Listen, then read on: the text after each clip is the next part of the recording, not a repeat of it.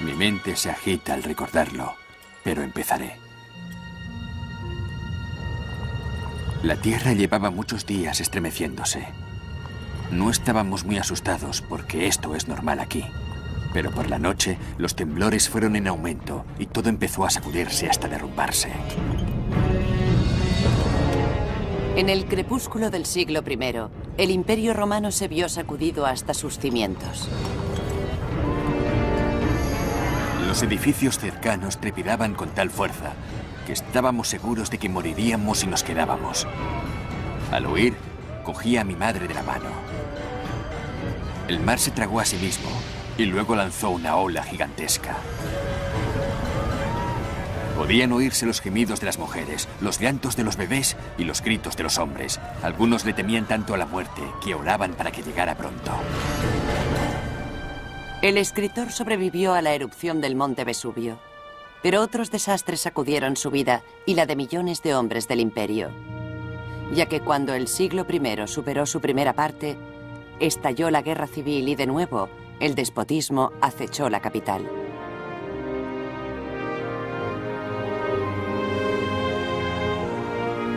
Muchos se preguntaban si Roma se hundiría tras un siglo de gloria. Si los años de cataclismos destruirían el Imperio Romano en el siglo I.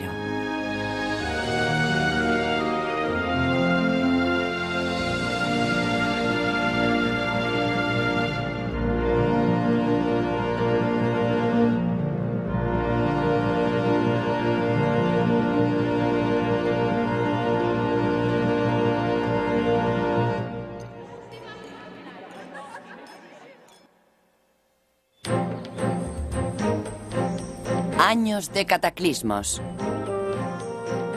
A medida que iba transcurriendo el año 68, la ciudad de Roma estaba a punto de cumplir un siglo de paz continuada. Reinaba la prosperidad. Los tiempos peligrosos parecían enterrados en la historia y las gentes vivían la vida con una cómoda rutina. Se levantaban al amanecer y se preparaban para hacer o recibir las visitas matinales. Las mujeres utilizaban cosméticos a base de minerales y ceniza, además de perfumes importados.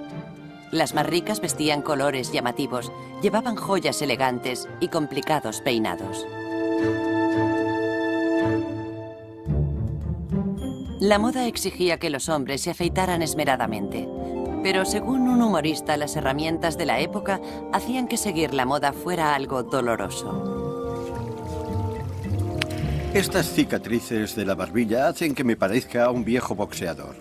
No me las hizo mi esposa en un arranque de furor, sino la mano criminal y la hoja malvada de mi barbero. El macho cabrío es el único animal que tiene el valor de lucir barba evitando la cuchilla.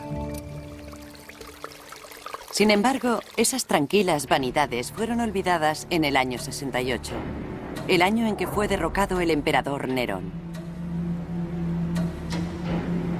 Y con él, la dinastía que había gobernado Roma durante un siglo. La revuelta había empezado en la Galia y se había extendido rápidamente a Hispania. El ejército imperial destinado allí se amotinó y marchó hacia Roma. Nerón se suicidó. En el imperio resonaba la furia de la guerra civil. Los generales repartidos por todo el mundo se preguntaban si ellos también deberían participar en la refriega. En la provincia de Judea, un hombre ya se había endurecido en la batalla. Se llamaba Vespasiano.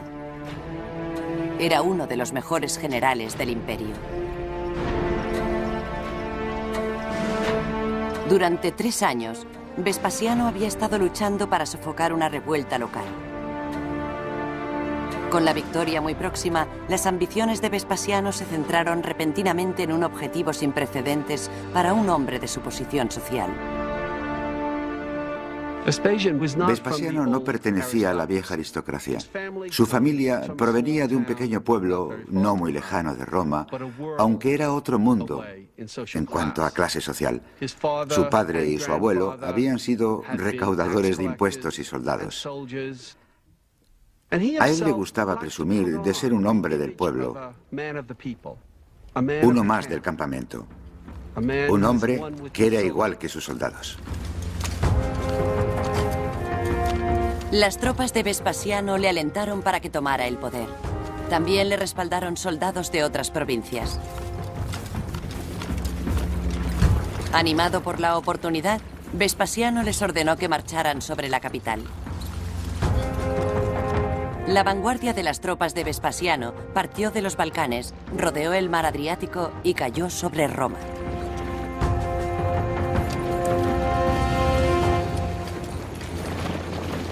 Pero cuando llegaron a Italia, tuvieron que enfrentarse al enemigo. Y por primera vez en 100 años, el enemigo eran otros romanos. El historiador Casio Dio describe la tragedia. Lucharon como si fueran extranjeros y no conciudadanos. Ni siquiera al caer la noche dejaban de combatir. Cuando la luna iluminaba por entre las nubes, podía verse a los agotados oponentes hablando. Mientras por aquí unos estaban peleando, por allá otros descansaban, apoyados en sus espadas. Ocasionalmente uno de ellos se dirigía a otro del bando contrario y le decía: «Compañero soldado, ciudadano, ¿qué estamos haciendo? ¿Por qué estamos peleando? Lucha a mi lado». El otro replicaba: «No, tú ven conmigo», y así pasaban la noche, hasta que salía el sol, alternando los combates con las conversaciones. Por la mañana, las tropas de Vespasiano empezaron a dominar la situación. Siguieron matando a sus compatriotas, saquearon un pueblo cercano y, borrachos de sangre y pillaje, llegaron a Roma. Muy pronto la capital del imperio se convirtió en el campo de batalla de dos ejércitos enfrentados, y los civiles de Roma quedaron atrapados entre ellos. La ciudad de Roma estaba asediada y sus habitantes luchaban o huían o incluso se unían al pillaje, esperando que les confundieran por invasores y así salvar la vida.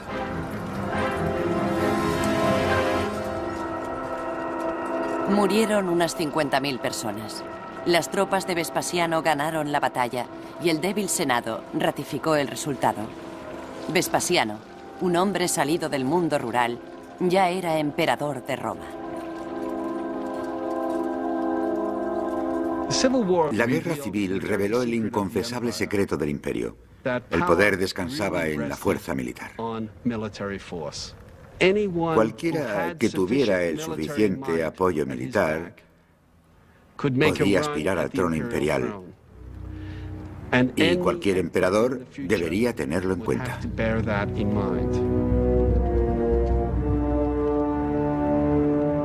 Roma se había convertido en una dictadura militar y los ciudadanos del imperio se preparaban para un futuro incierto.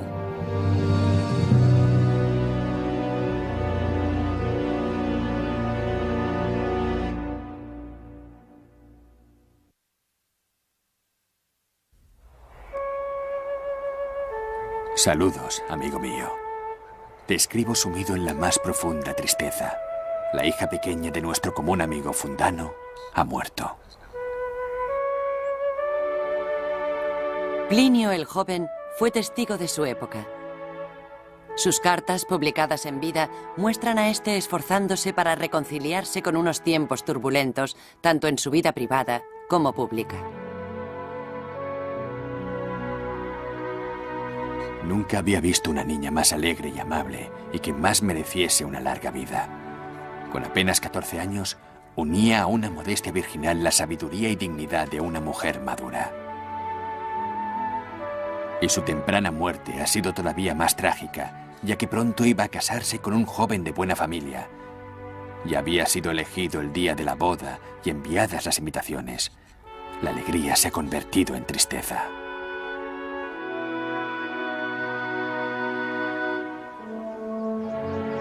Plinio era un niño cuando comenzaron las guerras civiles romanas. Había nacido en el seno de una familia acaudalada del campo del norte de Italia. Lejos de la capital, había escapado al contacto con la violencia inmediata de la guerra, pero no pudo escapar a la tragedia personal. Su padre murió cuando Plinio solo era un niño. Aunque se trataba de algo muy corriente, fue un golpe que cambió su vida. Además de los avatares de la guerra, muchos romanos morían jóvenes debido a enfermedades infecciosas o de hambre, y las mujeres de parto. Los entierros y los duelos eran la dolorosa norma de la vida cotidiana, y los monumentos antiguos inmortalizan la emoción intemporal de las pérdidas. Aquí estoy enterrada. Viví 27 años, de los cuales estuve casada 16. Fui una esposa fiel que dio a luz a 6 hijos, de los cuales solo uno me ha sobrevivido. A mi muy querida esposa, que vivió conmigo durante 18 años y no me dio ningún motivo de disgusto, pero ahora me quejo y os ruego, espíritus, que me devolváis a mi esposa, ya que no puedo seguir experimentando tan cruel separación. Estos eran lamentos que Plinio podía comprender con facilidad, ya que los acontecimientos de su infancia le habían enseñado pronto y bien que la vida era efímera. La fama, concluía él, era la única compensación. Al hacer la crónica de su tiempo, Plinio esperaba poder conformar el legado del imperio y escribir el suyo propio. La muerte parece amarga y prematura para aquellos que están componiendo obras eternas. Pienso en mi propia mortalidad, en mis propios escritos. No hay duda de que las mismas ideas te atemorizan a ti. Mientras tenemos vida, debemos esforzarnos por destacar, para que la muerte encuentre poco que llevarse.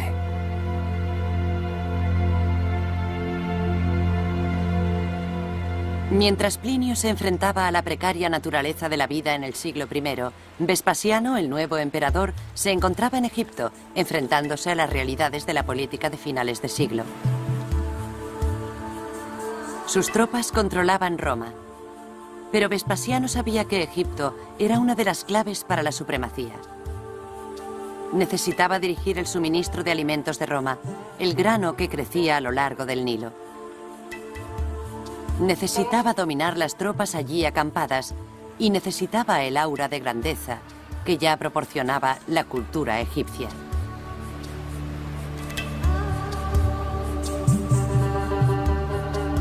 El inesperado y aún nuevo emperador carecía de autoridad y grandeza, pero ambas cosas le fueron ofrecidas. El biógrafo Suetonio recuerda los primeros y difíciles pasos del emperador en su nuevo papel. Vespasiano recibió en audiencia a gran cantidad de gente y se le acercaron 2 hombres que le rogaron que los curara de sus males.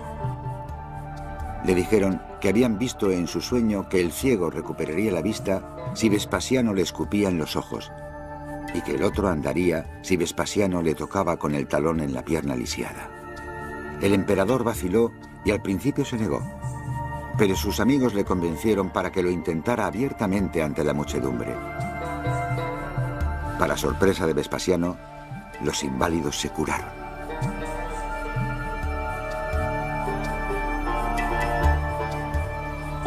Todos los emperadores necesitaban una cierta legitimidad, necesitaban autoridad, necesitaban alguna señal de que su poder venía de más allá, que contaban con la voluntad de los dioses.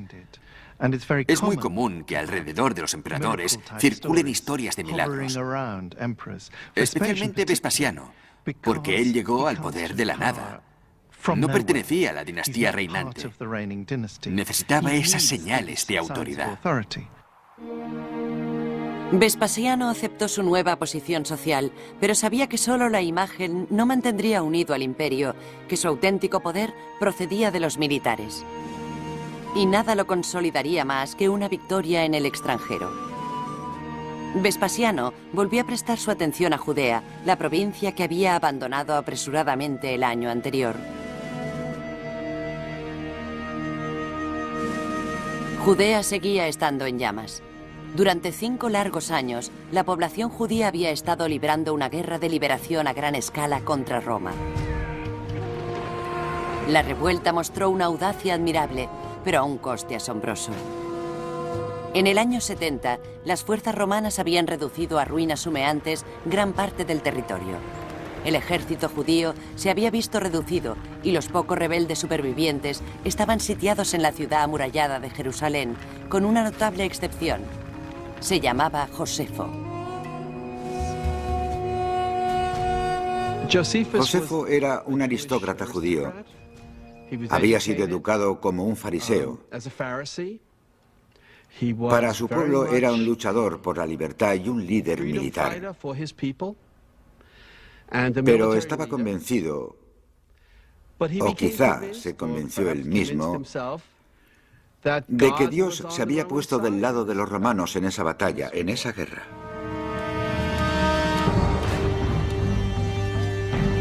Pocos meses antes, Josefo había sido un luchador rebelde, pero fue capturado y cambió de bando.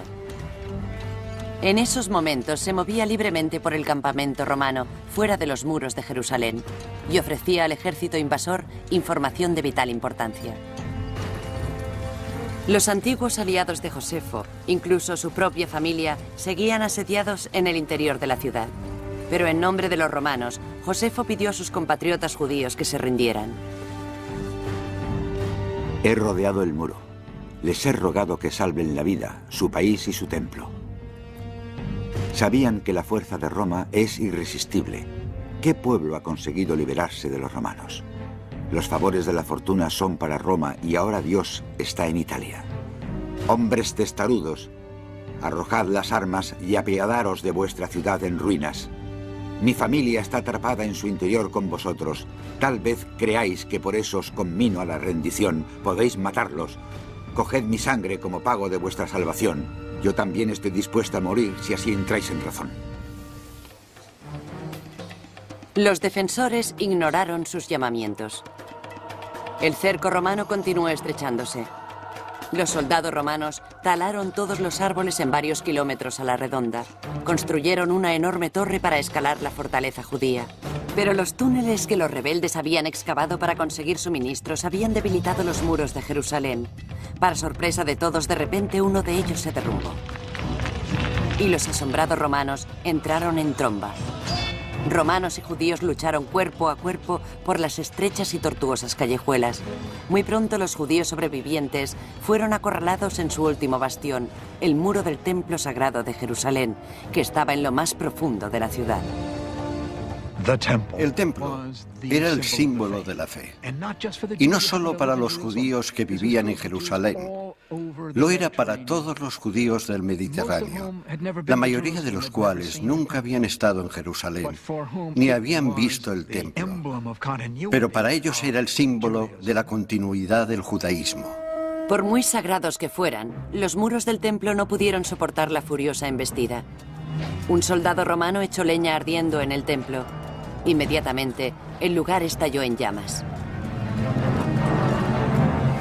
Las tropas romanas lo invadieron. Josefo presenció la masacre. Reinaba el caos absoluto.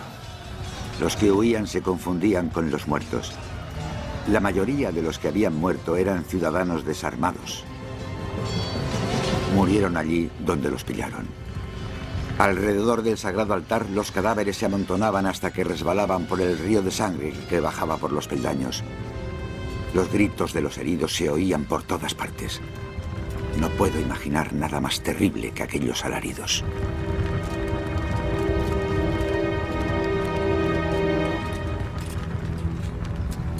La rebelión fue sofocada. Miles de seres humanos habían muerto, pero para muchos judíos el destino del templo había sido más devastador que la carnicería humana.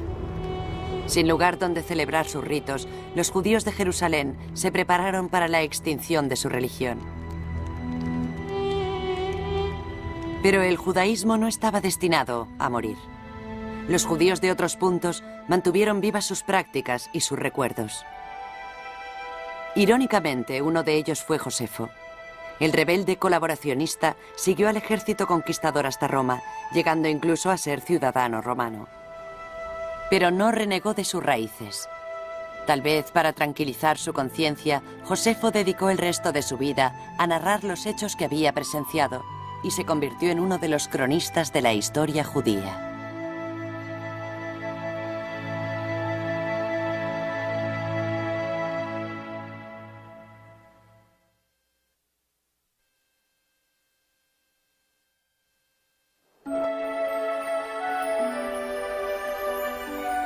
Recientemente me he pasado todo el tiempo escribiendo tablillas o libros.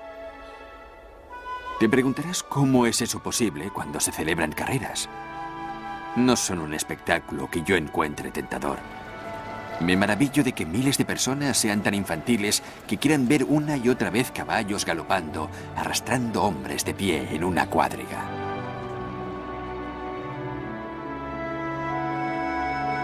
Mientras Judea ardía, la capital del imperio volvía a los ritmos de la paz. Y Plinio a los ritmos de un joven caballero romano. Plinio y su madre, viuda, se habían trasladado a Roma. Su familia decidió que solo la capital podría proporcionarle al muchacho la educación adecuada. Pero más tarde escribiría: el estudioso recién llegado encontró que Roma era una ciudad de contrastes, ricamente dotada, pero derrochando su cultura. Este año ha producido una gran cosecha de poetas, a pesar de la reticencia del público para ir a escucharnos. La gente dice que en tiempos de nuestros padres todo era diferente. En cierta ocasión, el emperador Claudio estaba paseando, en uno de sus raros descansos, cuando se enteró de que tenía lugar una lectura de poemas. Tan grande era su amor por las letras que inesperadamente se unió al público. Pero hoy, incluso hombres con mucho tiempo libre desatienden las artes. El refinamiento perdido que lamentaba Plinio quizá fuera más imaginario que real, pero Roma había cambiado durante el siglo I. Muchas de las viejas familias se habían extinguido, y las nuevas, como la del mismo Plinio, iban adquiriendo prominencia. Los extranjeros también gozaban de una mayor influencia, y sus culturas tenían un fuerte impacto en Roma. Nuevas religiones, como los ritos de Isis y Mitras, fueron traídos de Oriente, así como la filosofía griega. Los romanos no eran imperialistas en cuanto a su cultura, ni decían, tenéis que hacer lo mismo que nosotros. Todo lo contrario, daban una gran libertad. Roma no imponía su voluntad en este sentido. Las culturas locales tuvieron la oportunidad de hacer sus propias contribuciones de formas muy variadas. La disposición de Roma de abrazar culturas que no fueran la suya era una de las claves de la fuerza del imperio. Pero para algunos también era algo profundamente inquietante. A finales del siglo I, un hombre llamado Juvenal escribía mordaces sátiras expresando las frustraciones de muchos romanos. Pocos grupos escaparon a la pluma envenenada de Juvenal. Deja que te diga algo de esa raza que tanto me horroriza. No puedo soportar ver nuestra ciudad llena de griegos. Desde hace demasiado tiempo, Oriente ha echado esa escoria en nuestro querido Tíber, trayendo consigo su lengua y sus costumbres, sus flautas y sus absurdos instrumentos de cuerda. ¡Qué paradoja! Los extranjeros que acaban de llegar a Roma reciben mejor trato que yo que respiré por primera vez en la ciudad. Juvenal es un sátiro que dispara a cualquier blanco que se mueva. Pero al hacerlo, crea un personaje consecuente consigo mismo. Y el personaje es el del buen romano. Lo que un romano debería ser en una ciudad en la que todo va mal. Porque Roma ha dejado de ser romana, ya que está inundada de inmigrantes. Juvenal es la voz de los romanos anticuados, que protestan por la forma en la que está cambiando el mundo que le rodea.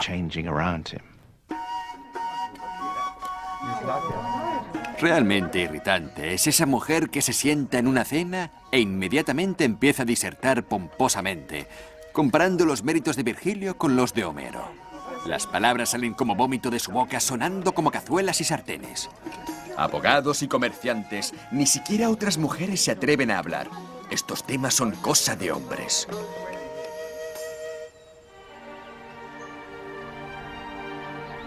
La amargura de Juvenal no era universal. Cuando el siglo entró en sus últimas décadas, la mayoría de los romanos estaban invadidos por una oleada de optimismo al considerar que el imperio había recuperado su rumbo. En esos momentos, con Jerusalén conquistado, la capital celebraba su primera victoria en el extranjero durante años. Josefo, el ex rebelde, también estaba allí. Ese día, la ciudad de Roma celebró la victoria sobre sus enemigos, el final de la guerra civil y el principio de la esperanza de un futuro próspero. En el desfile, los trofeos de guerra, de todas las formas posibles, fluían como un río de oro, plata y marfil. Pasaban maravillosas estatuas de dioses grandes y tallas con gran habilidad. Y había criaturas de muchas tierras.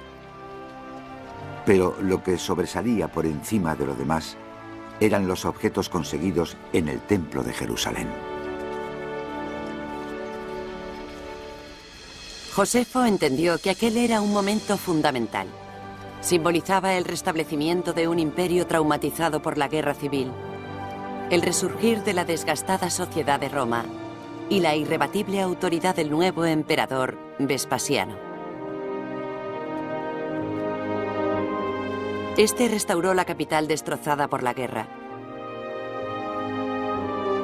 Construyó templos, un teatro y empezó un enorme anfiteatro que se llamaría el Coliseo.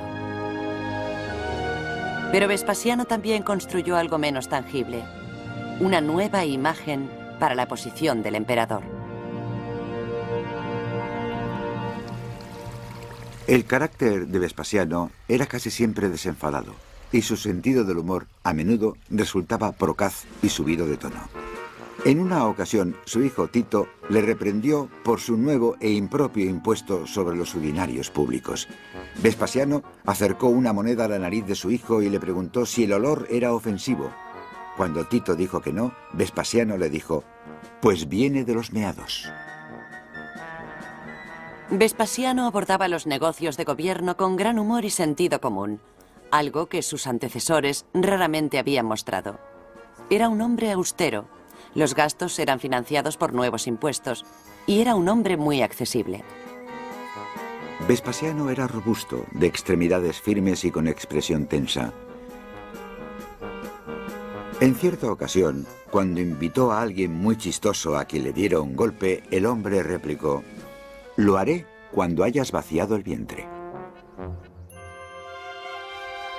El emperador estalló en sonoras carcajadas y el imperio suspiró aliviado, ya que tras décadas de abusos e incertidumbre, Vespasiano se convirtió en algo más que un general conquistador. Se convirtió en la esperanza del imperio para conseguir la estabilidad. Vespasiano, un aventurero de la política, fue capaz de fundar una nueva dinastía. Y podríamos decir que contra toda probabilidad se mantuvo en el poder durante 10 años. Restauró la estabilidad que Augusto había introducido hacía ya muchas décadas. Toda Roma se benefició de la mano firme de Vespasiano. Pero para Plinio el joven, el poco convencional emperador le abrió el mundo. Aún era un adolescente cuando Vespasiano se hizo con el poder, y durante la siguiente década de su vida, Roma fue un estimulante lugar en el que vivir. Plinio estudió con famosos profesores, particularmente su tío, un hombre alejado de los centros de poder, cuyo prodigioso talento llamó la atención del emperador y le llevó al círculo más íntimo de los consejeros imperiales. El tío de Plinio era un erudito de gran talento y un escritor muy prolífico que había recopilado una enciclopedia de 37 volúmenes sobre el mundo natural. Sus escritos iban desde la vida marina a los movimientos planetarios y nos proporcionan una mirada única a los conocimientos de la antigua Roma. Un pulpo, cuando teme ser capturado, lanza tinta oscura que tiene en lugar de sangre y es capaz de ocultarse en las aguas oscuras. El mundo está dividido en 3 continentes: Europa, Asia y África. Cuando mueren las abejas, algunas personas creen que pueden volver a la vida cubriéndolas con el estómago de una vaca recién muerta. Ahora vivimos unos tiempos felices de paz, escribió Plinio el Viejo, bajo un emperador que protege la investigación y la escritura. Plinio el Joven estaba impresionado por la insaciable curiosidad de su tío y sus agotadores esfuerzos. La laboriosidad y la competencia, observó el muchacho, prepararon el camino al éxito y convirtieron a su venerado tío en un personaje famoso. Es asombroso que mi tío haya podido escribir tantos volúmenes siendo un hombre tan ocupado. Su entusiasmo era increíble y se levantaba antes de salir el sol para proseguir sus estudios a la luz de una lámpara. A veces, mientras estaba trabajando, se quedaba dormido para volver a despertar inmediatamente. Antes del amanecer, iba a ver al emperador Vespasiano, quien también trabajaba por la noche, y solo entonces se dedicaba a sus tareas profesionales. Vespasiano recompensó al tío de Plinio con importantes puestos en Hispania, la Galia y África.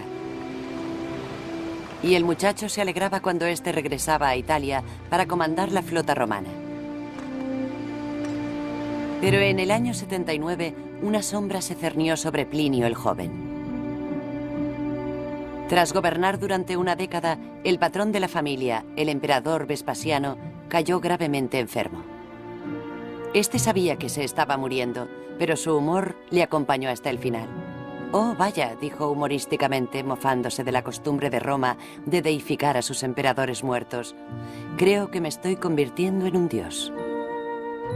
Vespasiano había dirigido Roma a través de la crisis más grave del siglo, la guerra civil, y dejó el imperio más fuerte y sólido que nunca.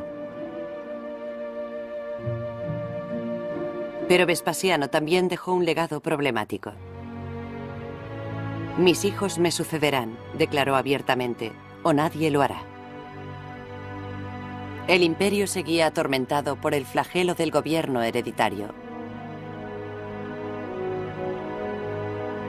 Vespasiano no había hecho nada para cambiarlo.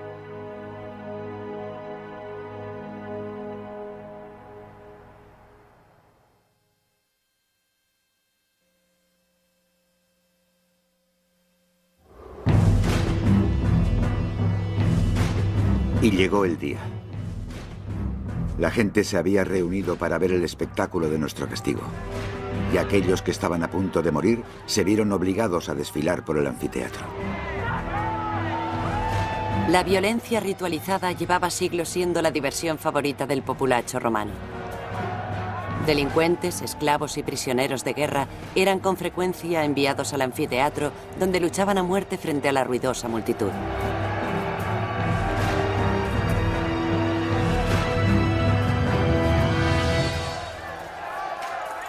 Por todas partes podía oír los instrumentos de muerte.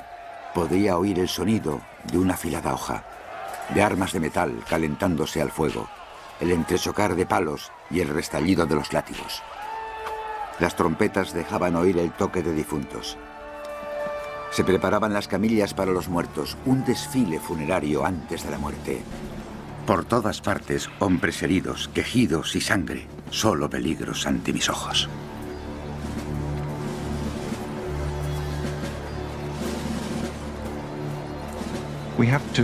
Debemos reconocer que los romanos disfrutaban con el espectáculo de ver morir a la gente. Esta es una de las características fundamentales de Roma. Desde sus comienzos era una sociedad militarista, y cuando veían los combates de los gladiadores, en cierto modo veían un símbolo de su propia habilidad castrense, y tenían sed de sangre, lo que era parte de su carácter nacional. Mientras la mayoría no tenía otra opción, otros se ofrecían voluntarios para entrar en el anfiteatro. Las antiguas pintadas en los muros nos muestran la atracción que sentían. El gladiador llamado Celado es el ídolo de todas las muchachas. Crescens, que pelea con la red, atrapa a sus seguidoras. En cierto modo, los gladiadores eran como las estrellas de cine de la actualidad. Podían alcanzar la fama, un gran éxito y acabar siendo extremadamente ricos. Podría decirse que el ambiente que se respiraba allí era propio del mundo del espectáculo, y el deseo de popularidad tuvo que animar a muchos gladiadores para entrar en el anfiteatro y pelear, a pesar de todos los riesgos que ello conllevaba. Suecio Serto presenta a su grupo de gladiadores que pelearán en Pompeya el 31 de mayo.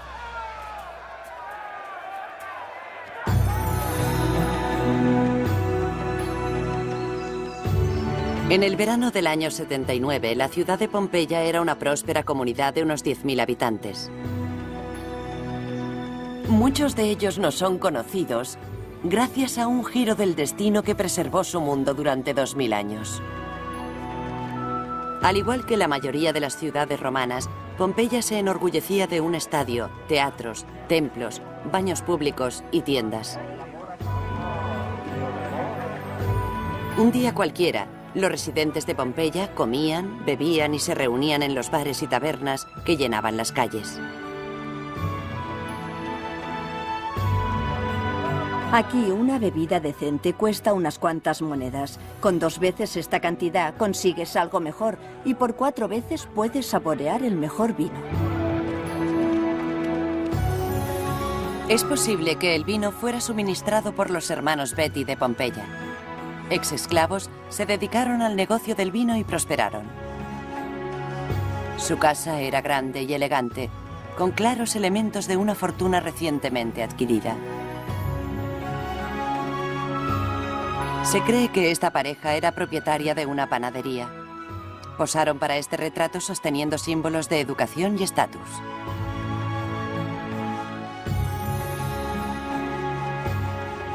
Al otro lado de la ciudad vivía una mujer llamada Julia Félix, una acaudalada terrateniente que alquilaba casas en los terrenos de su extensa villa. En la hacienda de Julia Félix está en alquiler un lujoso baño, tiendas, bares, talleres y pisos en la segunda planta. Y también estaba Eumaquia, una mujer de gran riqueza y autoridad, tan estimada por sus contribuciones a la vida cívica de Pompeya que se erigió una estatua en su honor.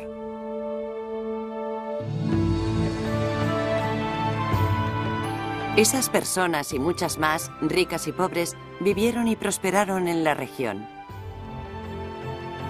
Las antiguas pintadas en las paredes muestran la vitalidad de su vida cotidiana. Ha desaparecido una vasija de cobre de esta tienda. Se recompensará a quien la devuelva.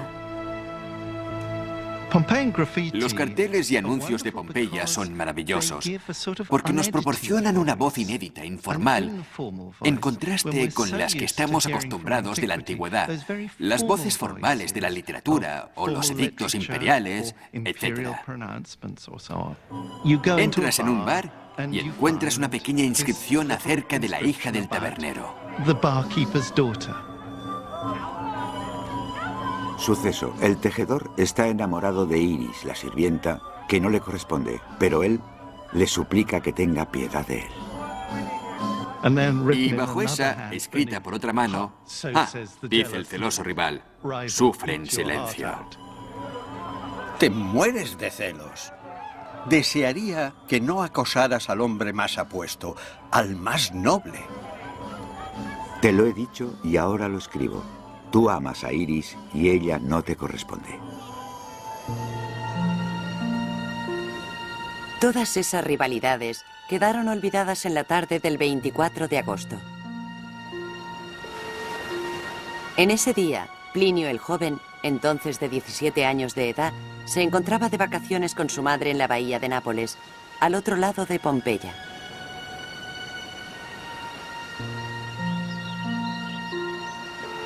Su tío había llegado procedente de Roma para atender unos asuntos navales. De pronto, una extraña nube apareció en el cielo por encima del monte Vesubio. La nube tenía la forma de un pino, con un tronco muy largo saliendo de la parte superior.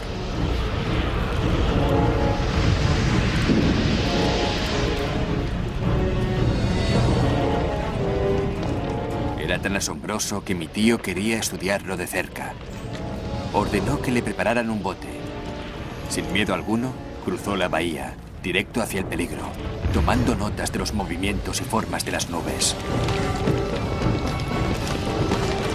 Muy pronto, empezó a caer ceniza, caliente y densa. A continuación, cayó piedra pómez, negra y chamuscada por el fuego. Desembarcó y fue a la villa de su amigo. Y con la esperanza de tranquilizarlo con su manifiesta serenidad, mi tío le preguntó si podía bañarse y descansar. Muy pronto, El patio que estaba frente a su habitación se llenó de ceniza. Los edificios empezaron a oscilar con fuertes temblores. El cielo estaba más negro que la noche. Luego, las llamas y los vapores de azufre provocaron que todo el mundo huyera. Plinio pidió agua. Luego se levantó y sin más se cayó, ahogándose con la espesa niebla.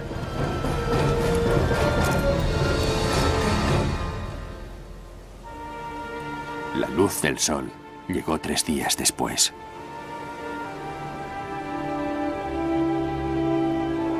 Plinio el joven sobrevivió, pero su tío, Plinio el viejo, por culpa de su insaciable curiosidad, fue uno de los miles que perecieron. Pompeya y la cercana ciudad de Herculano quedaron enterradas bajo el torrente de ceniza y barro y se perdieron para la historia durante los siguientes 1600 años.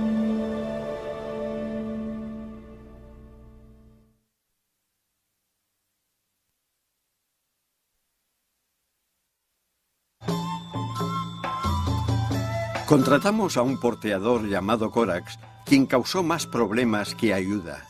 Con frecuencia se le caía lo que transportaba, se quejaba del ritmo y gritando decía: ¿qué crees que soy? ¿Un caballo? No soy menos libre que tú, aunque mi padre me dejara siendo un pobre. No contento con sus maldiciones, levantó la pierna y llenó el aire con el ruido y el hedor de un pedo. La gente que trabajaba para ganarse el pan raramente escribía sobre su vida. La vibrante masa de porteadores, cocineros, constructores y comerciantes estaba casi toda ella formada por analfabetos.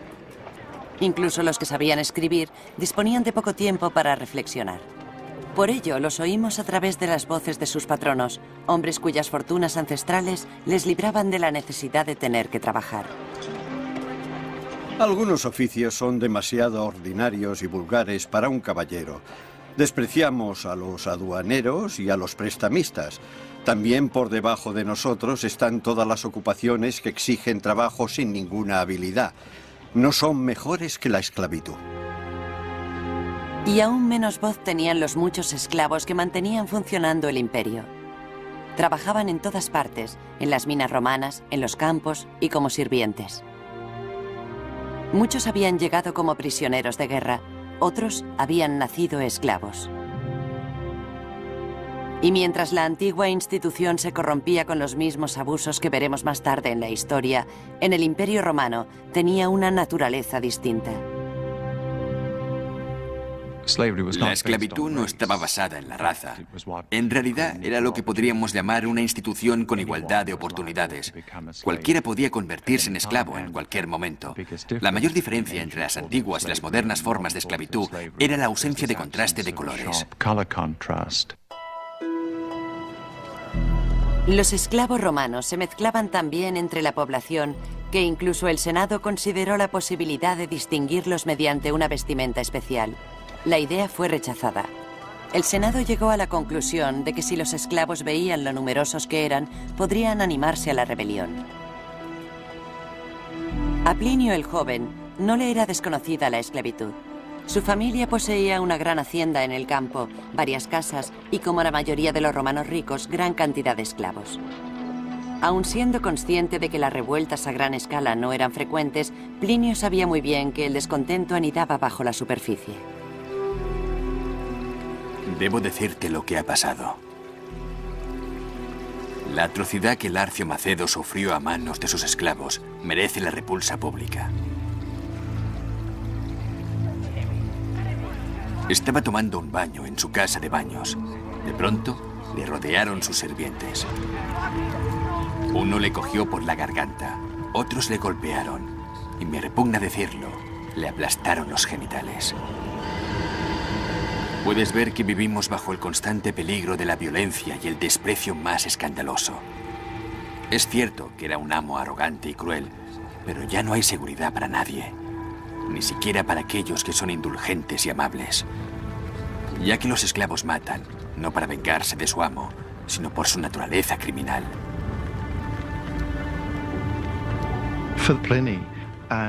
Para Plinio y los antiguos romanos en general, la esclavitud era parte del orden natural de las cosas. Cuando se racionalizaba, podía hacerse muy sencillamente en términos de superioridad e inferioridad inherentes a la propia naturaleza. En una sociedad tan ordenada, los terratenientes, como la familia de Plinio el Joven, tenían un gran futuro. A los 18 años de edad, tras heredar la fortuna de su tío, Plinio el Joven decidió seguir los pasos de este. Inició su carrera en leyes y en la política. Pero mientras su tío había prosperado bajo un buen emperador, el joven tuvo que buscar fama y fortuna en circunstancias muy distintas. En el año 81, el hijo menor de Vespasiano ascendió al trono. Se llamaba Domiciano. Como nos cuenta el biógrafo Suetonio, demostraría ser un tirano tan terrible como cualquiera de sus antecesores. En los primeros años de su reinado, se encerraba durante horas cazando moscas y clavándolas con afiladas plumas. En cierta ocasión, cuando alguien preguntó si había alguien con el emperador, un sirviente ingenioso respondió: «Ni una mosca». La ferocidad de Domiciano era inesperada. Una vez llamó a un sirviente a su dormitorio para cenar. A la mañana siguiente el hombre era crucificado. Domiciano era un hombre muy veleidoso. Instauró los juicios por traición y ejecutó o desterró incluso al más benigno de sus críticos. Aterrorizó a la élite romana y representó para Plinio el Joven el mayor desafío de su vida. ¿Cómo navegar por unos tiempos tan traicioneros sin comprometer sus valores? ¿Cómo mantener el honor mientras subía por los peldaños de un sistema despótico? Plinio admiraba e incluso ofrecía su amistad a todos aquellos que se burlaban del gobierno de Domiciano, aunque el martirio no era para él. En vez de ello, Plinio reafirmó su moral en un marco de compromisos, algo muy digno de los tiempos que le tocó vivir. Era eficiente y obediente, aunque al igual con amigos y tiranos. Incluso mientras servía al emperador, hacía de intermediario para un matrimonio de exiliados, promocionaba sus carreras y les prestaba dinero. Y durante ese tiempo, Plinio fue haciendo carrera, pero su éxito estaba teñido por el remordimiento. He evitado la vergüenza, pero no merezco elogio alguno. Admito que cuando Domiciano desterró de Roma a sus críticos, visité a uno de ellos e incluso le presté dinero, poniendo en peligro mi posición. Varios de mis amigos ya habían sido asesinados o desterrados.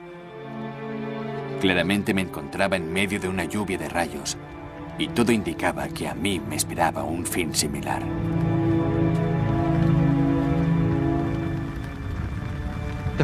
Es evidente que Plinio el Joven era un político con grandes éxitos.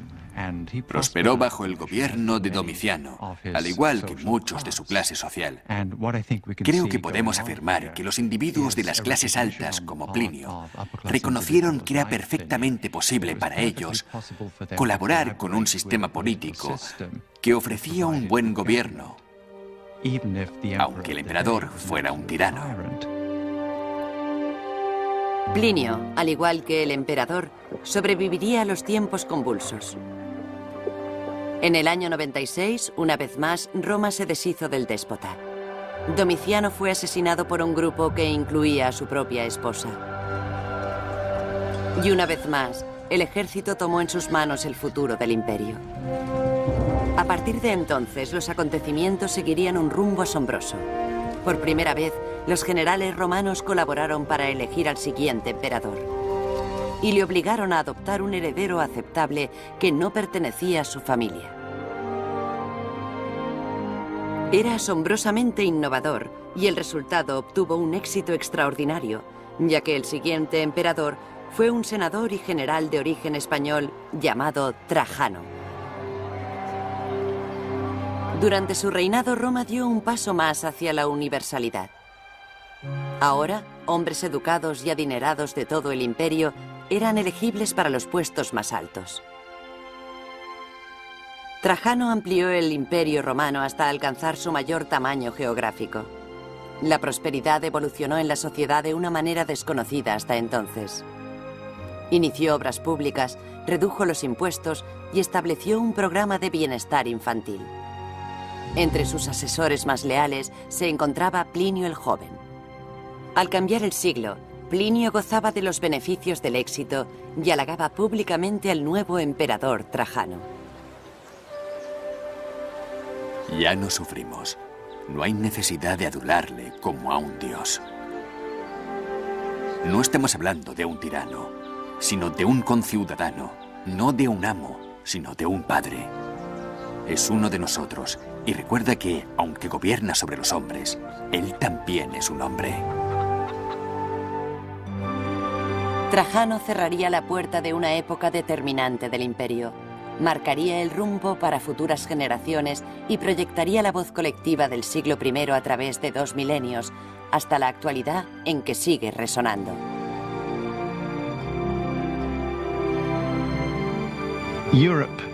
La Europa actual se inspira en el poder de una imagen creada por el Imperio Romano. Roma cogió los sistemas culturales desarrollados inicialmente en el Mediterráneo oriental y los divulgó de forma espectacular.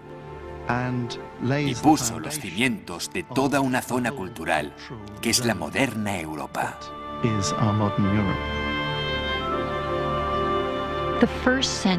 El siglo I nos proporcionó un poderoso modelo para una sociedad global consistente en gentes procedentes de distintas etnias y culturas que fueron capaces de unirse en ciertos temas, aunque permanecieron diferentes y separadas en otros.